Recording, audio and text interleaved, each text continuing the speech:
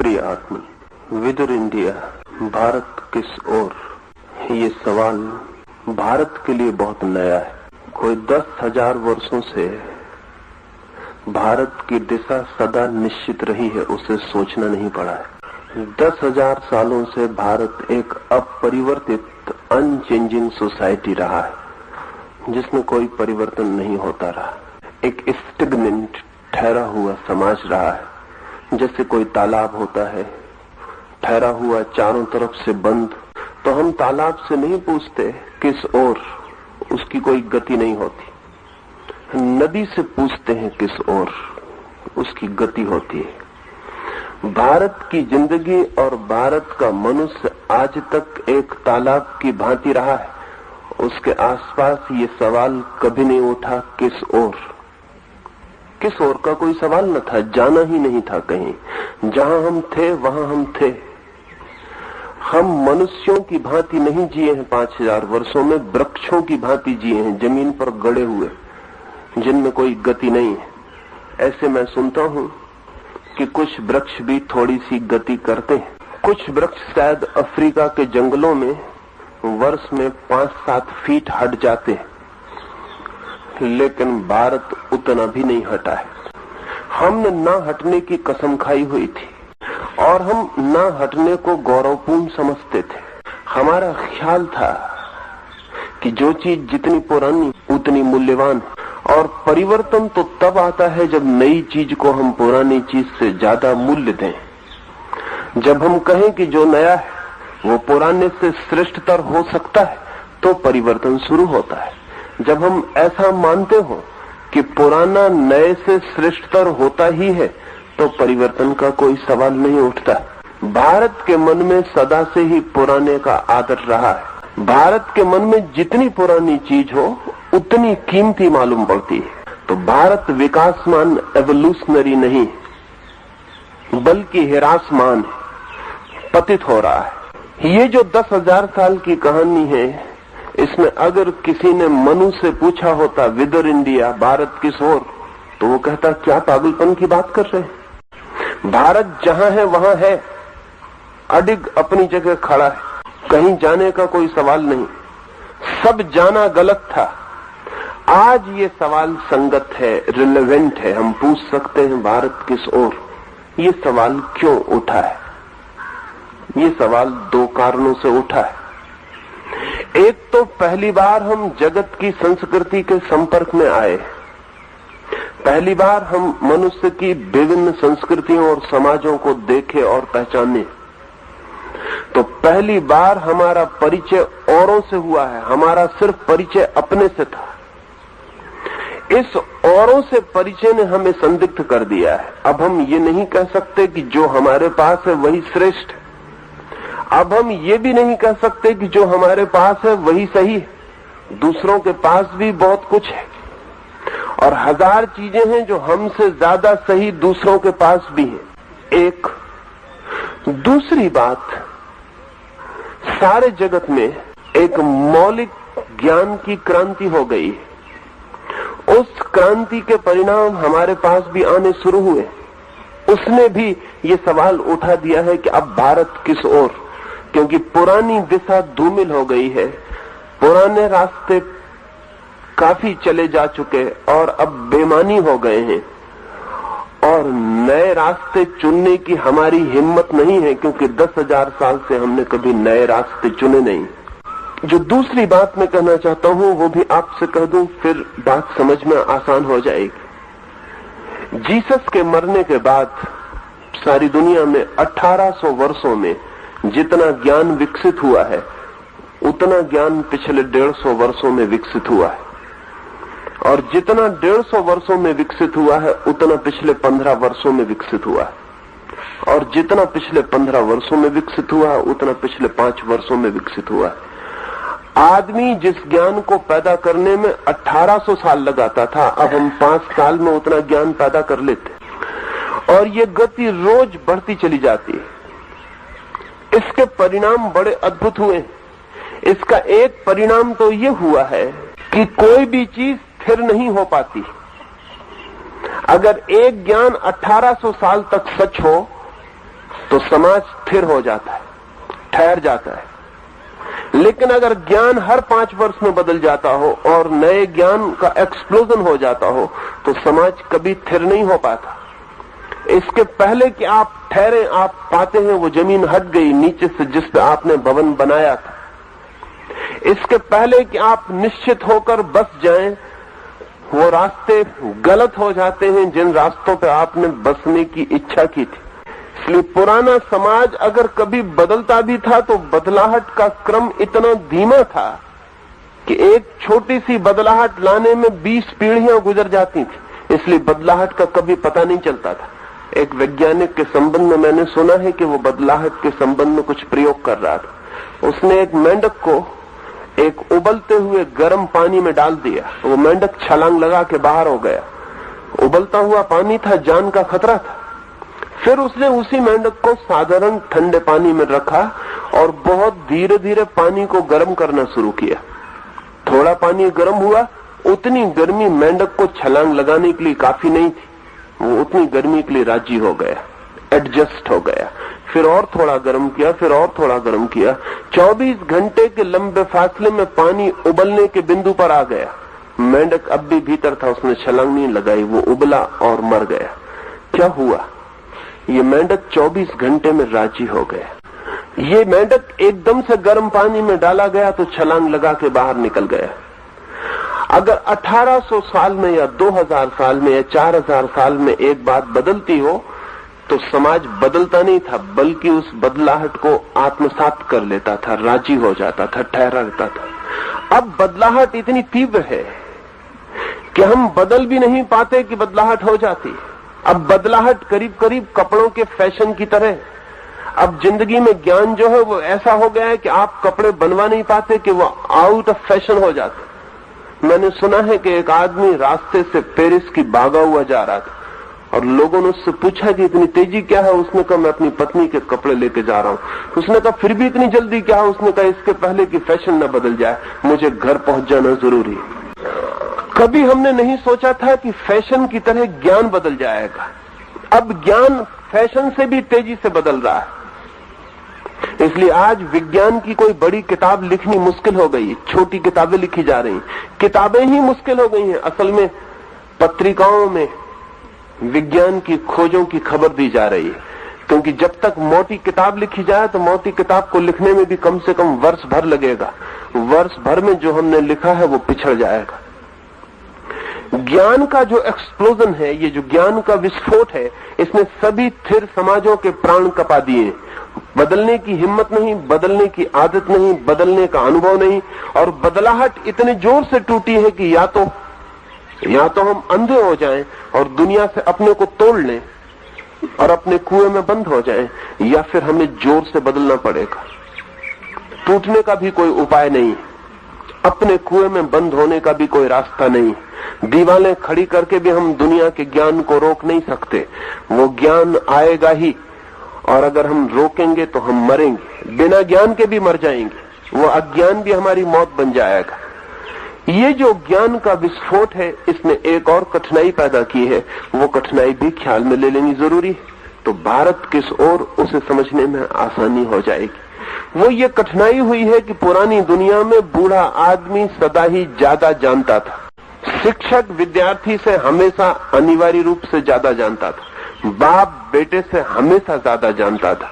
माँ बेटी से हमेशा ज्यादा जानती थी, स्वभावता, क्योंकि इतनी कम बदलाहट होती थी कि जिस आदमी के पास ज्यादा अनुभव था वही ज्यादा ज्ञानी था।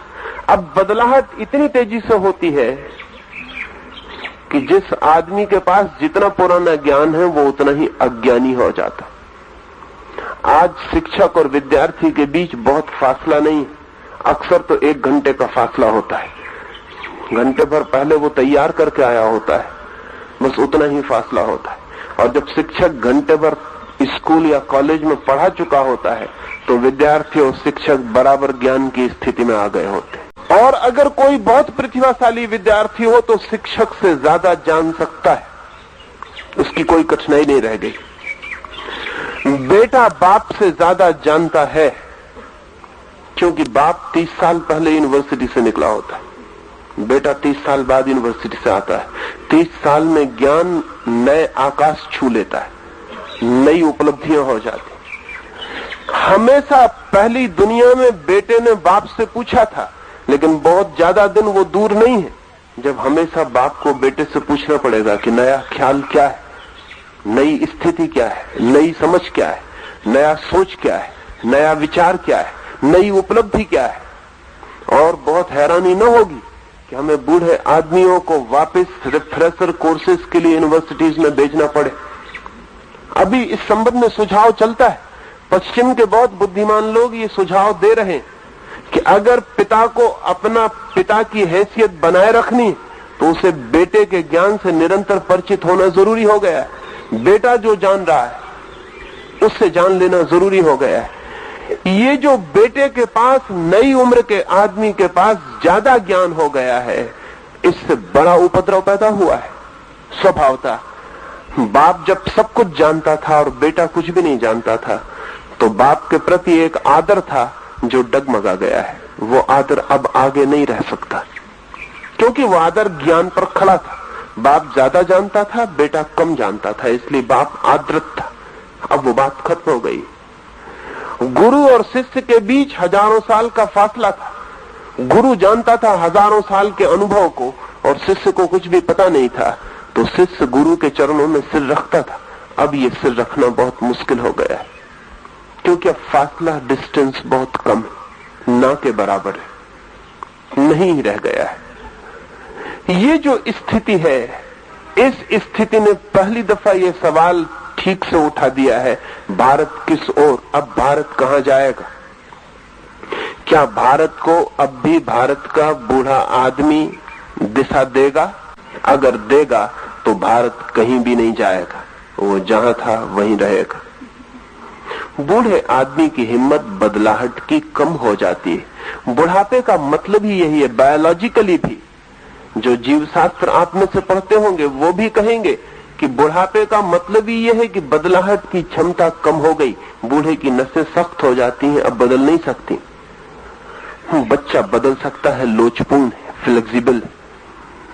अगर बूढ़े भारत को दिशा देंगे तो वे दिशा नहीं देंगे। भारत जैसा सरोवर था, तालाब, वे उसे वैसा ही बनाए रखना चाहेंगे। लेकिन अगर बच्चे भारत को दिशा देंगे तो भी कम खतरा नहीं, क्योंकि बूढ़े दिशा देंगे तो तालाब सड़ जाएगा, बंद रह जाएगा, हम दुनिया के साथ गति न कर सकेंगे। और अगर बच्चों ने दिशा दी तो सिर्फ अनार्की पैदा होगी, अराजकता पैदा होगी, हजार दिशाएं हो जाएंगी, नदी नहीं बनेगी, हजार छोटी छोटी धाराएं टूट जाएंगी, समाज बिखर जाएगा, व्यवस्था खंडित हो जाएगी और एक अराजकता, एक अनार्की पैदा हो जाएगी। अगर हम बूढ़े से दिशा मांगे तो डेडनेस परिणाम में आएगी, मृत्यु, एक मुर्दा समाज। और अगर हम बच्चों से दिशा मांगे तो एक अनार्की पैदा होगी, एक अराजक समाज। ये दोनों ही विकल्प चुनने जैसे नहीं। अगर बूढ़े दिशा देंगे तो भारत के अतीत को ही वो भारत पर फिर से थोपना चाहेंगे, वो फिर राम राज्य ही लाना चाहेंगे। हालांकि कोई चीज कभी लौटाई नहीं जा सकती, जो गई वो गई। इतिहास पुनरुक्त नहीं होता है, इस जगत में कुछ भी लौटता नहीं, जो गया वो गया, पुनरुक्ति नहीं होती। राम राज्य लौटाया नहीं जा सकता है, लेकिन अगर बूढ़े भारत के भविष्य की भी कल्पना करेंगे तो राम राज्य की भाषा में करेंगे। अतीत ही उनके लिए नक्शा होगा, वे उसी नक्शे को भारत पर थोपना चाहेंगे। ये संभव नहीं। इस चेष्टा में भारत के विकास की संभावनाएं क्षीण होंगी। अगर भारत के बच्चे भारत को दिशा देना चाहेंगे तो स्वभावतः वे भारत के ऊपर पश्चिम को थोपना चाहेंगे, क्योंकि आज भारत के बच्चे के पास जो भी ज्ञान उपलब्ध हो रहा है वो पश्चिम से उपलब्ध हो रहा है। और ध्यान रहे, जिस तरह अतीत को नहीं ओढ़ा जा सकता, उसी तरह किसी दूसरी संस्कृति और दूसरे समाज में पनपे हुए ख्यालों को भी हम कभी आत्मसात नहीं कर सकते। वे कभी हमारी आत्मा नहीं बन सकते। हम कपड़े तो बदल सकते हैं दूसरों से, आत्माएं नहीं बदल सकते हैं। आत्माओं की जड़ें होती हैं, रूट्स होती हैं, लंबी उसकी कथा और यात्रा होती है। अगर भारत के बूढ़ों ने भारत को दिशा दी तो भारत अपने अतीत को ओढ़ने की कोशिश करेगा, जो असंभव है। और अगर भारत के बच्चों ने भारत को दिशा दी तो भारत पश्चिम को ओढ़ने की कोशिश करेगा, जो कि उतना ही असंभव है। ना तो हम पूरब के अतीत को ओढ़ सकते हैं और न पश्चिम के वर्तमान को ओढ़ सकते। फिर भारत के लिए उपाय क्या है? साधारणतः ये दो ही विकल्प दिखाई पड़ते हैं। या तो 100% भारतीय रहो, 100% भारतीय। कोई होता नहीं दुनिया में, होगा तो मरा हुआ आदमी होगा। 100% भारतीय बनाना चाहेगा भारत का बूढ़ा मन, और या फिर 100% पाश्चात्य वेस्टर्न बनाना चाहेगा भारत का नया मन। ये दोनों ही विकल्प मेरे लिए सार्थक नहीं मालूम होते, और ये दो ही विकल्प दिखाई पड़ रहे हैं। और आज जो संघर्ष है भारत में, वो इन दो विकल्पों, दो अल्टरनेटिव्स के बीच है। बूढ़े खींच रहे पीछे की तरफ, जवान खींच रहे पश्चिम की तरफ, लेकिन आगे की तरफ इनमें से कोई भी ले जाने वाला नहीं। न तो पश्चिम की तरफ जाने से हम आगे जाएंगे और न पूरब के पीछे की तरफ जाने से हम आगे जाएंगे। आगे जाना बहुत और बात है, और उस और बात के लिए 2-3 सूत्र आपसे कहना चाहूंगा। पहली बात तो ये कहना चाहूंगा, बच्चों के पास ज्ञान कितना ही ज्यादा हो जाए, अनुभव ज्यादा नहीं हो पाता है। नॉलेज कितनी भी बच्चों के पास ज्यादा हो जाए, विजडम कभी भी ज्यादा नहीं हो पाती। सूचनाएं कितनी ही ज्यादा मिल जाएं, लेकिन जीवन की अनुभूति की गंभीरता उनके पास नहीं होती। अगर हम आज बुद्ध को फिर से पैदा कर पाए तो शायद मैट्रिक क्लास पास होना उन्हें बहुत मुश्किल पड़ेगा। लेकिन फिर भी आज जमीन पर आदमी खोजना मुश्किल होगा जो उतना ज्ञानी हो। सूचनाओं में हमारे बच्चे भी उनसे परीक्षा में आगे निकल जाएंगे, लेकिन अनुभव, विजडम, प्रज्ञा में हमारे बूढ़े भी उनके पीछे रह जाएंगे। ज्ञान के संबंध में विस्फोट हो गया है और बच्चों के पास ज्यादा ज्ञान बढ़ता जा रहा है, लेकिन अनुभव आज भी उम्र के साथ है। अनुभव आज भी वृद्ध के पास है। जीवन के अनंत अनंत अनुभव हैं जो सिर्फ स्कूल से नहीं मिलते, जीवन में जीने से ही मिलते। जो ज्ञान यूनिवर्सिटी में मिल जाता है उस मामले में बूढ़ा पीछे पड़ गया है, पड़ता ही रहेगा अब आगे। लेकिन जो ज्ञान जीवन से मिलता है उस ज्ञान के संबंध में बूढ़े के पास अब भी अनुभूति है, और वो अनुभूति उपयोग में लाई जानी जरूरी है। कहीं ऐसा ना हो कि बूढ़े की इंफॉर्मेशन की कमी हमारे मन में उसके अनुभव की कमी बन जाए। अगर ऐसा हुआ तो खतरा होगा। इससे उल्टा भी ना हो कि सिर्फ ज्ञान का बढ़ती हुई मात्रा कहीं हमें अनुभव की प्रतीति न कराने लगे। बच्चों के पास बढ़ता हुआ ज्ञान, लेकिन ये ज्ञान ठीक वैसा ही है जैसा कंप्यूटर के पास होता है। ये बच्चों के दिमाग में डाली गई सूचनाएं हैं जिन्हें उन्होंने परीक्षाओं देके तय कर दिया है कि उन्हें मालूम, लेकिन इससे ज्ञान नहीं बढ़ता, केवल स्मृति ही बढ़ती, केवल याददाश्त ही बढ़ती, ज्ञान नहीं बढ़ता। ज्ञान जीवन के निरंतर के अनुभव से धीरे धीरे आता है। उसकी कोई परीक्षा नहीं होती, उसकी कोई क्लास नहीं होती, और उसके लिए कोई सर्टिफिकेट नहीं होता। और जिन चीजों के लिए सर्टिफिकेट होते हैं, परीक्षाएं होती हैं, वे केवल इंफॉर्मेशन के संबंध में सही है, जीवन के संबंध में सही नहीं। और ऐसा हो सकता है कि एक आदमी प्रेम के संबंध में सारी बातें जान ले और फिर भी प्रेम उसने न जाना हो। और ऐसा भी हो सकता है कि जिस आदमी ने प्रेम जाना हो उसे प्रेम के संबंध में कही गई बातों का कुछ भी पता न हो। ऐसा हो सकता है कि एक आदमी तैरने के संबंध में लिखे गए सारे शास्त्र पढ़ ले, परीक्षाएं पास कर ले, और ये भी हो सकता है कि वो तैरने के संबंध में एक पीएचडी की थीसिस भी लिखे और डॉक्टर हो जाए। लेकिन इस आदमी को नदी में भूल से भी धक्का मत दे देना, क्योंकि वो आदमी तैर नहीं पाएगा। उसे तैरने के संबंध में पता है, तैरने का पता नहीं है। And to know something and to know about something, इनमें जमीन आसमान का फर्क है। कोई चीज जाननी और किसी चीज के संबंध में जानना बहुत बुनियादी फर्क की बातें। जब हम जीवन को जानते हैं तो ज्ञान पैदा होता है, और जब हम जीवन के संबंध में जानते हैं तो सिर्फ सूचना, इंफॉर्मेशन पैदा होती है। नई पीढ़ियों के पास सूचनाएं ज्यादा है, अनुभव बिल्कुल नहीं। वृद्धों के पास, पुरानी पीढ़ी के पास, ओल्डर जनरेशन के पास अनुभव है, सूचनाओं में वे बिल्कुल पिछड़ गए। बूढ़े आदमी के अनुभव के उपयोग की जरूरत है, नए आदमी की सूचनाओं के उपयोग की जरूरत है। ये करीब करीब स्थिति वैसी है जिस तरह की पंचतंत्र की एक छोटी सी कहानी जरूर ही सुनी होगी कि एक जंगल में आग लग गई है और एक लंगड़ा और एक अंधा आदमी उस जंगल से बचने की कोशिश कर रहे हैं। स्वभावतः जब आग लगी हो तो आदमी अपने बचाने की कोशिश में लगता है। अंधा भाग रहा है, लेकिन अंधा आग में अगर भागेगा तो बचने की उम्मीद कम, मरने की उम्मीद ज्यादा है। बेहतर है कि अंधा जहां बैठा है वहीं बैठा रहे, तो शायद बच भी जाए।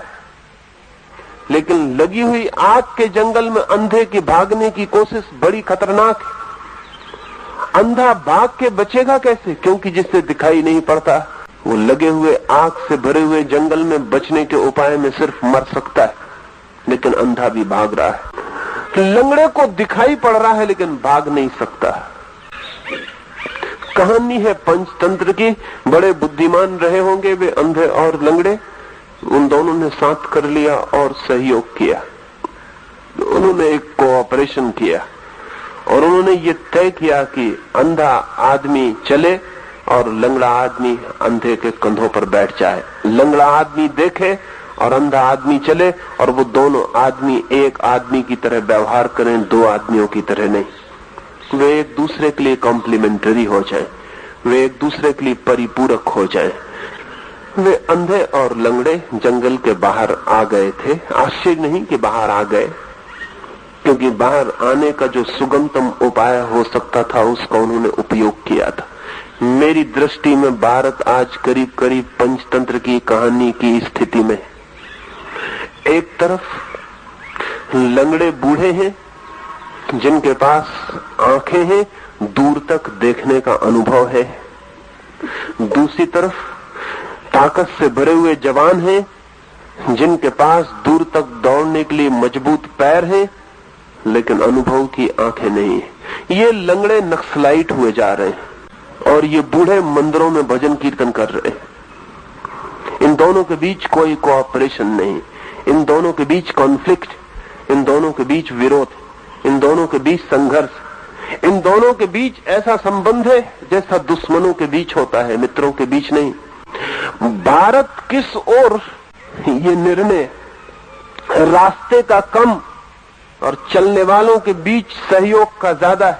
और अगर जवान और बूढ़े, नई और पुरानी पीढ़ी के बीच एक सहयोग हो सके तो बहुत कठिन नहीं है कि हम तय कर लें कि किस ओर। लेकिन तय करना बेकार है, क्योंकि जो तय कर सकते हैं, जो देख सकते हैं, उनके पास पैर नहीं, और जो चल सकते हैं वे आंख वालों की बात सुनने को राजी नहीं। भारत अगर मरेगा तो चीन के हमले से शायद बच भी जाए, पाकिस्तान से उसे कोई बड़ा खतरा नहीं। तीसरा महायुद्ध अगर दुनिया में हो तो शायद भारत में तो शायद ही हो, उसकी कोई संभावना नहीं। लेकिन भारत अगर मरेगा तो वो जो जनरेशन गैप है, वो जो भारत की दो पीढ़ियों के बीच बढ़ता हुआ फासला है, टूटते हुए ब्रिज, टूटते हुए सेतु है, बूढ़े और जवान के बीच कहीं कोई बोलचाल नहीं रह गया, कोई कम्युनिकेशन नहीं। मैं बहुत सैकड़ों घरों में ठहरता हूं, लेकिन मुझे ऐसा दिखाई नहीं पड़ता कि बाप और बेटे के बीच कोई बोलचाल की स्थिति। ऐसा नहीं कि वे नहीं बोलते, जरूर बोलते हैं, लेकिन बोलने में और बोलचाल में बहुत फर्क है। बाप जरूर बोलता है बेटे से जब उसे कोई उपदेश देना होता है, और ध्यान रहे दिए गए उपदेश कभी भी नहीं लिए जाते, और ये भी ध्यान रहे कि दिए गए उपदेश मन में बड़ा क्रोध पैदा करते हैं। इसलिए बाप उपदेश देता रहता है, बेटा कान बंद करके सुनता रहता है।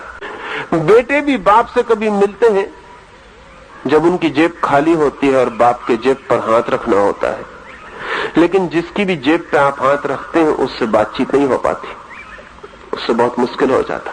ऐसे बाप बेटे घर में बच के निकलते हैं। पहले हम सोचते थे घर वो जगह है जहां सारे लोग साथ रहते हैं। अब मैं हजारों घरों को देख के आपसे कहना चाहता हूं, घर वो जगह है जहां सारे लोग एक दूसरे से बच के रहते हैं। बाप डरा रहता है बेटा सामने न पड़ जाए, कोई उपद्रव न हो जाए। बेटा डरा रहता है कि बाप सामने न पड़ जाए, कोई उपद्रव न हो जाए। बेटी माँ से बच रही है, बहू सास से बच रही है, भाई भाई से बच रहा है, वो सब बच रहे हैं। घर वो जगह है जहां हम एक दूसरे से बच के रहते हैं। घर वो कन्वीनियंस है जहां हम साथ भी होते हैं और साथ होते भी नहीं। घर एक सुविधापूर्ण व्यवस्था है जिसमें साथ रहने का धोखा पैदा होता है और कोई साथ नहीं होता। ये जो भारत की 2 पीढ़ियों के बीच बढ़ता हुआ अंतराल है, इसके नाम हजार होंगे। ये कभी हड़ताल बनता है, कभी पथराव बनता है, कभी घिराव बनता है। इसके नाम हजार होंगे, लेकिन इसकी पहचान एक, और वो पहचान ये है कि भारत के अतीत, भारत के बूढ़े और भारत के भविष्य, भारत के जवान एक दूसरे की तरफ पीठ करके खड़े हुए हैं। वे एक दूसरे से दूर हटते जा रहे हैं और देश की सारी शक्ति उनके इस विरोध में नष्ट और छीन हो रही है। यदि हम इन 2 पीढ़ियों के बीच संवाद ला सके, लाया जा सकता है।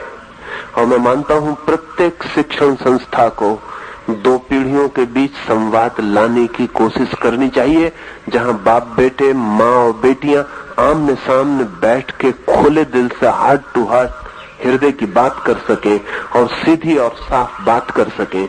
एक दूसरे को अपनी बात सीधी और साफ कह सकें बिना किसी भय के। जो सच है उसे हम एक दूसरे से बात कर सकें तो शायद अंधे और लंगड़े के बीच संबंध जोड़ा जा सकता है। अभी भी देर नहीं हो गई। और अगर वो संबंध जुड़ जाए तो भारत की दिशा बहुत स्पष्ट है। भारत की दिशा स्पष्ट है इस अर्थों में कि हम अपने अतीत को तो कभी बदल नहीं सकते, और अतीत हमारे खून का हिस्सा हो गया होता है। हमारी हड्डी, हमारी मांस मज्जा बन जाता है।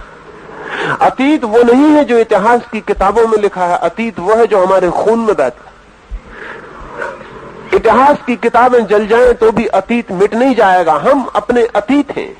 We are our own past. हम सारे अतीत को अपने में समाये हुए खड़े।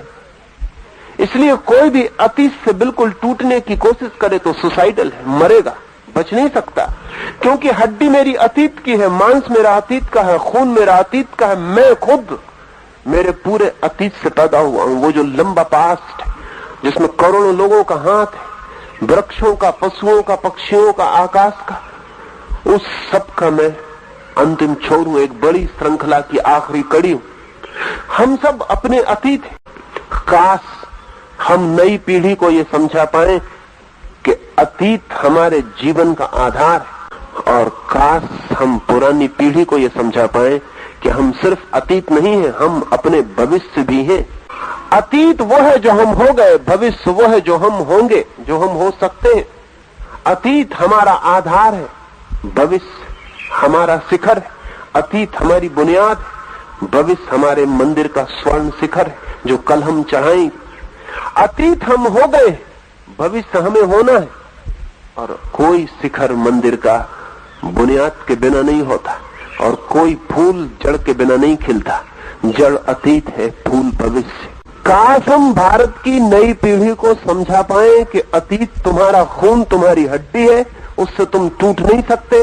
तुम बुद्ध की प्रतिमा तोड़ो, तुम विद्यासागर की प्रतिमा गिराओ, तुम मंदिर जला दो, तुम मस्जिदों में आग लगा दो, तुम गुरुद्वारों की तरफ पीठ कर लो, तुम गीता, कुरान, बाइबल भूल जाओ, सब हो जाए, लेकिन फिर भी अतीत से तुम टूट नहीं सकते। क्योंकि तुम्हारा होना ही, तुम्हारे होने में ही, द वेरी बीइंग, उसमें ही तुम्हारा सारा अतीत समाहिष्ट है। उसमें बुद्ध मौजूद है, उसमें महावीर, रामकृष्ण, नानक, सब उसमें मौजूद है। सब किताबें मिट जाएं, सब अतीत खो जाए, तो भी हमारे खून के हिस्से अतीत से हम मुक्त नहीं हो सकते। वो है, मैं अब कुछ भी उपाय करूं, अपने पिता से कैसे मुक्त हो सकता हूं? पिता का दुश्मन हो जाऊं, मैं उनकी हत्या कर दूं, तो भी मैं पिता से मुक्त हो सकते हैं। माना कि मां का मैं हिस्सा हूं, लेकिन मां तक ही सीमित नहीं रह सकता, अन्यथा मेरा कोई जीवन नहीं होगा। अतीत हमारा है, लेकिन हम अतीत को भी ट्रांसेंड करते हैं, पार जाते हैं। वही हमारा भविष्य। काश हम बूढ़ी पीढ़ी को समझा सके कि भविष्य की तरफ फैलती हुई शाखाओं को अतीत में बांधो मत, मुक्त करो। अतीत की जड़ें फूलों के लिए रस दें, फूलों को बांधने वाली कड़ियां और जंजीरें न बन जाएं, तो भारत की दिशा बहुत साफ है। भारत को अपने पूरे अतीत को पचाकर अपने पूरे भविष्य को खोजना है। ये भविष्य अतीत जैसा नहीं होगा, नहीं हो सकता। ये भविष्य पश्चिम जैसा भी नहीं हो सकता, क्योंकि पश्चिम जैसा हमारा अतीत नहीं है। इसलिए ये फूल पश्चिम में जो खिले हैं, हमारी जिंदगी में ठीक वैसे नहीं खिल सकते जैसे वहां खिले। और अगर हमने खिलाने की कोशिश की, तो जिन फूलों की जड़ें हमारे पास नहीं है, क्योंकि अगर पश्चिम के पास अरस्तु की बुद्धि है, सुकरात का तर्क है, कांट और हीगल और फ्यूरबाख और मार्क्स और रसेल की समझ है, तो हमारे पास बहुत दूसरे तरह के लोगों की हमारे खून में धाराएं।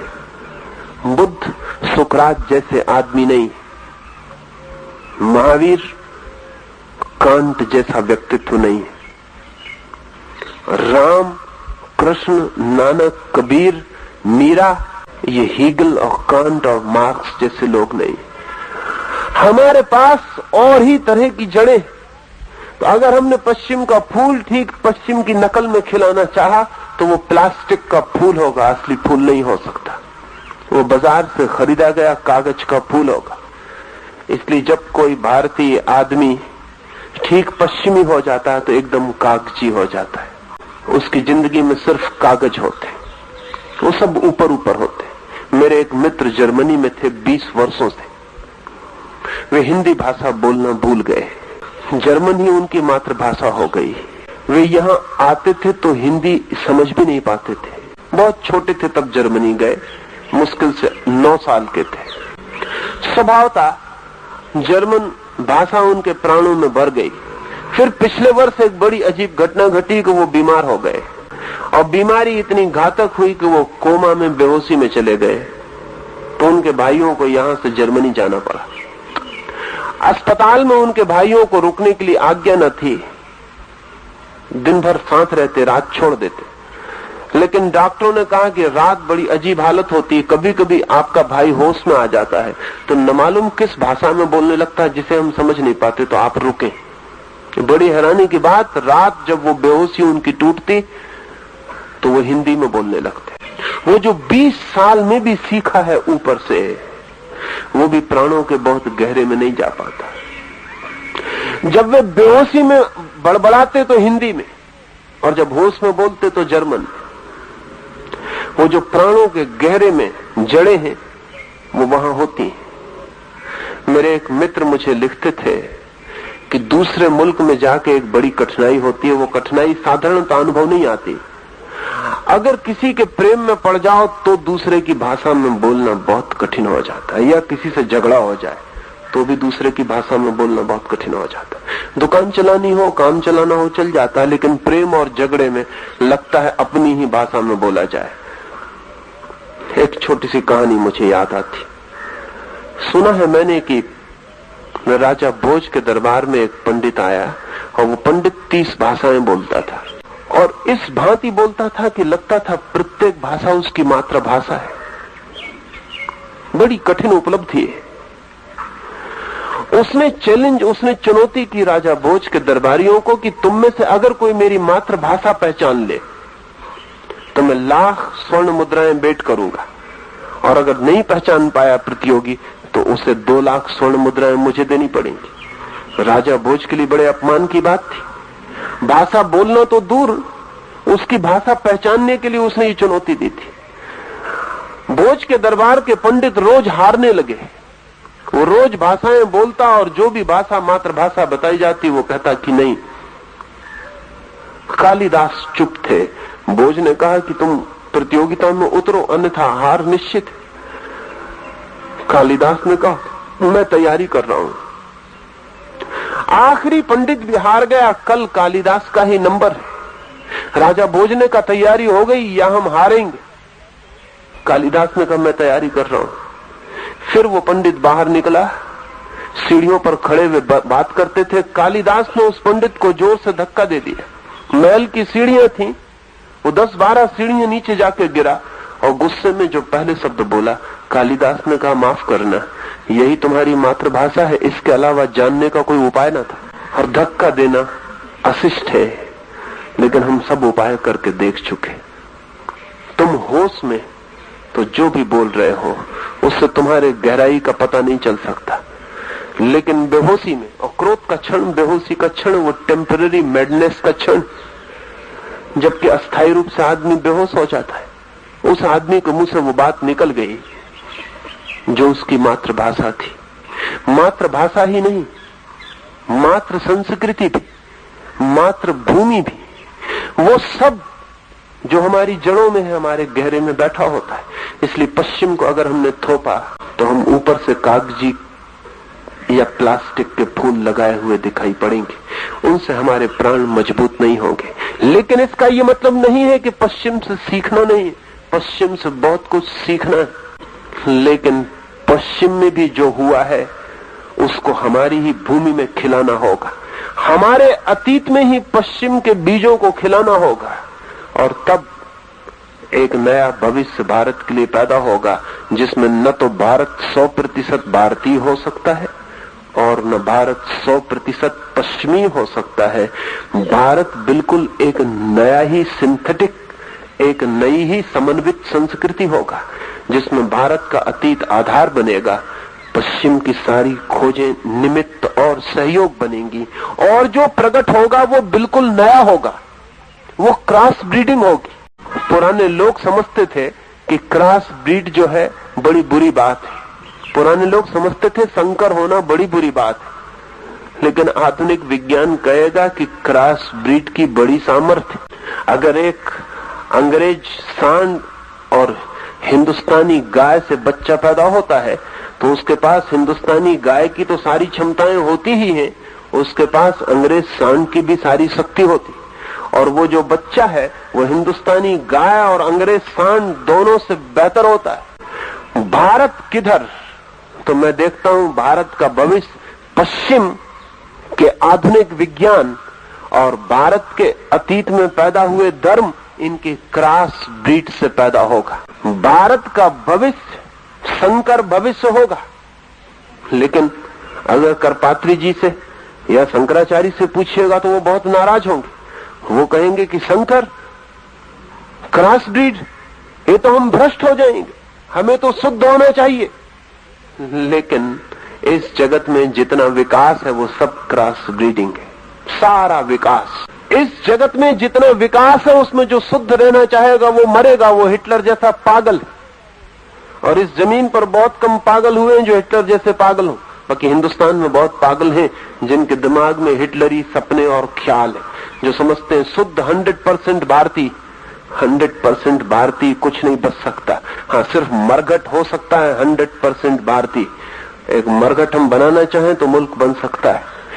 और जो कहते हैं कि 100% भारतीय नहीं, वो भी उतनी ही गलत बात कहते हैं, क्योंकि अगर हम 100% भारतीय नहीं होने का तय कर लें तो हम सिर्फ कागजी आदमी रह जाएंगे, कागज की नावें, जिनके पास कोई लंगर भी नहीं है, जिनके पास कोई तट भी नहीं है जहां टिक के खड़ी हो जाए, जो सिर्फ हवा के झोंकों में और पानी की लहरों में डोलती रहेंगी और नष्ट हो जाएंगी। भारत के सामने बहुत बड़े विचार की जरूरत है।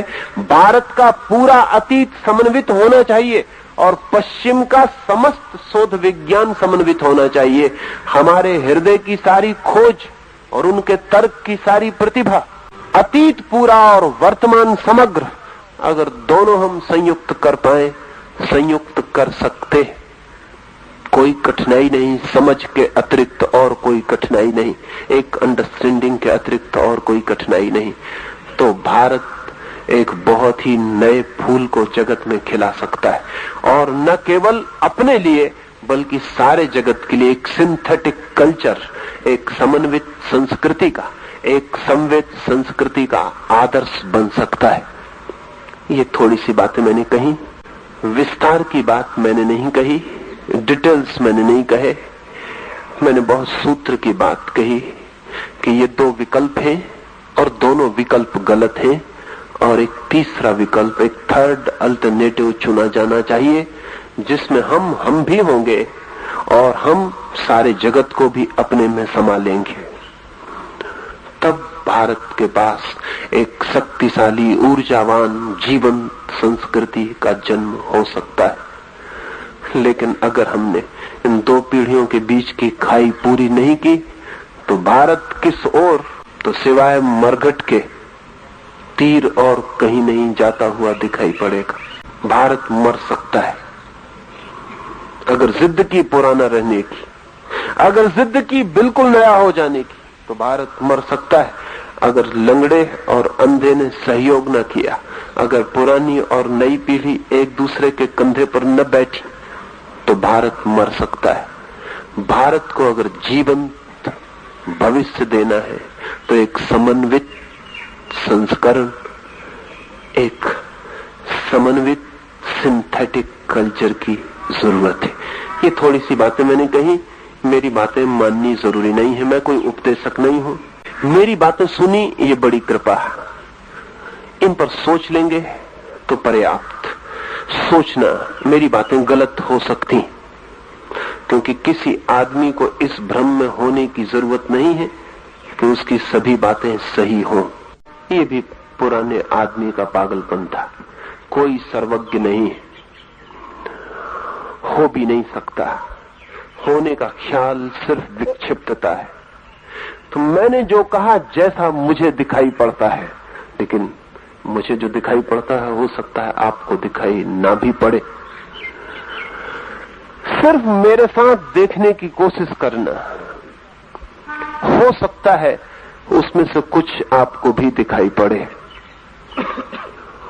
और जो आपको भी दिखाई पड़ जाए वो सत्य आपके जीवन को रूपांतरित करने का कारण बन जाता है। और आप तो आने वाली पीढ़ी हैं, अगर इसमें से कुछ भी सत्य आपको दिखाई पड़ सके और भारत के अतीत को जमीन बनाकर, जगत के वर्तमान को बीज बनाकर अगर हम इस देश के भविष्य के फूल खिला सकें, तो ये देश बहुत दिन से दीन, दरिद्र, दुखी और पीड़ित है। इस देश में भी स्वर्ग का आगमन हो सकता है।